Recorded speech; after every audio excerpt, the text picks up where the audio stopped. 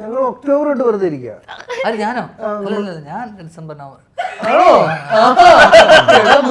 ഞാൻ സോഫിയ പോലെ ഡിറ്റക്റ്റീവ് ഉജ്ജ്വലം ചെയ്തില്ലേ നവംബർ? സോഫിയ ചേച്ചി ഞാൻ റിച്ച് എപ്പോഴും എന്നാ അങ്ങനെ കൂട്ടല്ലേ? അതെ, ഒരു കാര്യം, നമ്മൾ ഇനി ഇന്റർവ്യൂ നീട്ടിക്കൊണ്ട് പോയാലും ഇവന്റെ ഷർട്ടിന്റെ വാടക കൂടും. അത് റീൽസിന് നിക്കില്ല. അത് ഇപ്പോഴാണ് 1 മണിക്കൂറത്തെ കണക്കുള്ളൂ. ഞാൻ പുള്ളിക്കാരത്തെ അവിടെ നിന്ന് കരയുന്നുണ്ട്, ഷർട്ട് വേറെ എടുത്ത് കൊടുക്കാൻ നേരിട്ടിരിക്കുക. ഇത് കഴിഞ്ഞിട്ട് അപ്പം തിയേറ്ററിൽ പോയി എല്ലാരും പടം കാണും. വീണയുടെ പടം മീറ്റർ കൂടുതൽ. അപ്പൊ ഫെബ്രുവരി 22 എല്ലാവരും തിയേറ്ററുകളിലേക്ക് എത്തട്ടെ. സിനിമ വിജയമാകട്ടെ. Wishing everyone all the very best. Thank you so much. അല്ലെ, എന്റെ ഒരു ജീവിതത്തിലെ ആദ്യത്തെ സിനിമ. ഇനി ഞാൻ എന്നെ തന്നെ പ്രൊമോട്ട് ചെയ്യും.